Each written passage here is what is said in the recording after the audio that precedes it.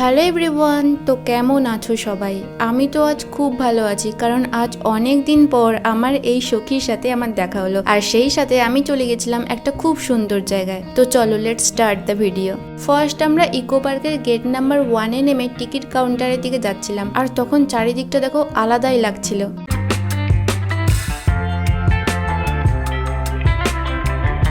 এরপর আমরা চলে এসেছি ইকো পার্কের ভেতরে। এতদিন পরে দেখা হলো, তো কেমন ফিল হচ্ছে তোমার বলো? এই ফিলিংসটা এক্স্যাক্টলি বলে বোঝানো যায় না। জোরে বলো। ভাই আমি বলবো ভিডিও কেউ ভালোবাসে না আমাকে, কেউ ভালোবাসে না। অবশ্যই সেরকম ভালোবাসি। আমরা যেতে যেতেই সানসেট হয়ে গেছে, আর দেখো চারিদিকটা কি সুন্দর লাগছে। খুব বেশি লোকজনও ছিল না আজ, ভিউটা জাস্ট অসাধারণ লাগছে।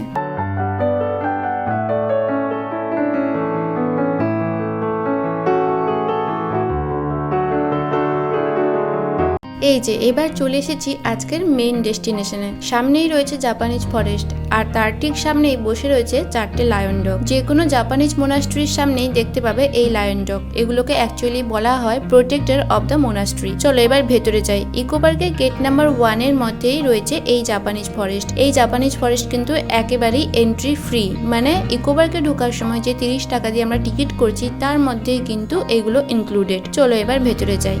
গেট দিয়ে ঢুকলে সামনেই রয়েছে একটি বড় বুদ্ধা স্ট্যাচু। দেখতে কিন্তু খুবই সুন্দর লাগছে, আর এই বুদ্ধার বাঁ দিক দিয়েই কিন্তু ভেতরে যেতে হবে। চলো ভেতরে যাই, আর কি কি আছে তোমাদের দেখাই। একটু আসলেই ফার্স্ট তোমরা দেখতে পাবে এখানে এক ঝাঁক বুদ্ধা স্ট্যাচু রয়েছে। এনাদের সিগনিফিকেন্স এই পাশেই লেখা রয়েছে। এখানে মানুষের বিভিন্ন রকমের এক্সপ্রেশন দেখানো হয়েছে, যার মধ্যে তোমরাও নিজেদের খুঁজে পাবে। আর বলা হয় এই বুদ্ধাগুলোই কিন্তু রাতে জীবন্ত হয়ে ওঠে এবং এই মোনাস্ট্রিকে গার্ড করে। একটু সামনে গেলেই এরম ডালপালায় ভরা একটা সুন্দর জায়গা রয়েছে। মোবাইলে দেখে বোঝা যাচ্ছে না, কিন্তু সামনে থেকে দেখলে ভেতরটা কিন্তু একদমই অন্ধকার। খুব সুন্দর জায়গাটি। এখান থেকে বেরোলেই দেখতে পাবে এরম গোল চক্রের মতো একটি রয়েছে। এটিকে বলা হয় ল্যাবিরিন্থ। এখানে যা কিছু আছে সবকিছুর পাশেই কিন্তু ওদের সিগনিফিকেন্স দেওয়া রয়েছে। আর একটু সামনে এগিয়ে গেলেই যেটার জন্য আসা রয়েছে ওই মোনাস্ট্রি, আর এই মোনাস্ট্রিকে ঘিরে রয়েছে এই প্যাগোডা, যেখানে মেনলি মেডিটেশন করা হয়। চলো ভেতরে যাই।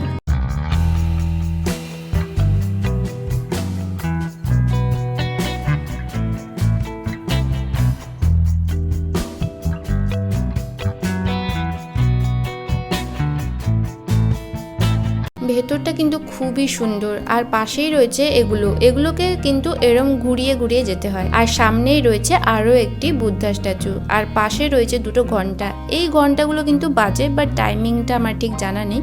এরপর মোনাস্ট্রি থেকে বেরিয়ে আমরা চলে এসেছি এই ফেমাস জায়গাটায়। এখানে নানান রকম ফটোশুট হয়, আর এখন তো প্রচুর রিলস হয় এই জায়গাটায়। এই জায়গাটির নাম হলো সিরিজ অফ তোরি। এখানে বলা হয় এর ভেতর দিয়ে হাঁটলে আমাদের জীবনে যত নেগেটিভিটি আছে ওটা দূর হয়ে যায়। এখানে কিন্তু লেখা রয়েছে এর ভেতর দিয়ে হাঁটার সময় স্টেপস গুলো কাউন্ট করে স্লোলি হাঁটতে, যাতে আমরা আমাদের ইনার সোলের সঙ্গে যে কানেকশনটা ওটা ফিল করতে পারি। বাট যাই হোক, আমরা এখন সোললেস হয়ে গেছি, তাই তো হাতে মোবাইল ক্যামেরা নিয়ে এগিয়ে যাচ্ছি সবাই।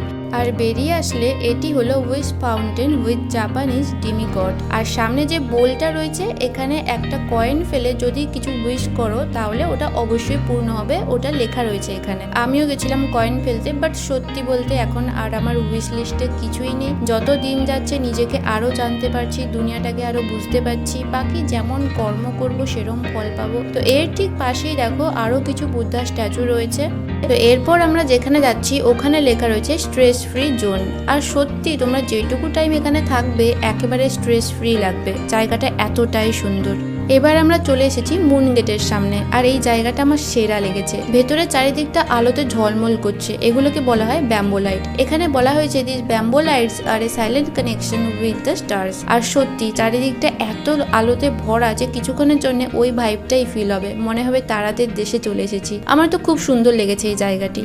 একটু সামনে আসলেই দেখতে পাবে এই জাপানিজ রেস্টুরেন্ট, আর এই রেস্টুরেন্টের ঠিক সামনেই রয়েছে এই ব্যাম্বো চাইম। এর ভেতরটা কিন্তু একটা রাউন্ড সার্কুলার পাথ রয়েছে, তো আমরাও একটু ঘুরে ঘুরে দেখে নিচ্ছিলাম। এখান থেকে বেরোলে ডান দিকে তোমরা দেখতে পাবে এই জিগজ্যাগ ব্রিজ। অ্যাকচুয়ালি এটা এন্ট্রি করার সময় তখনই ছিল, বাট তখন আমরা আসিনি কারণ তখন এত ফটোশুট হচ্ছিল এখানে। তো এই ব্রিজটা অ্যাকচুয়ালি সিগনিফাই করা রয়েছে to focus the workers attention to the mindfulness of the current place and time moment being hair now.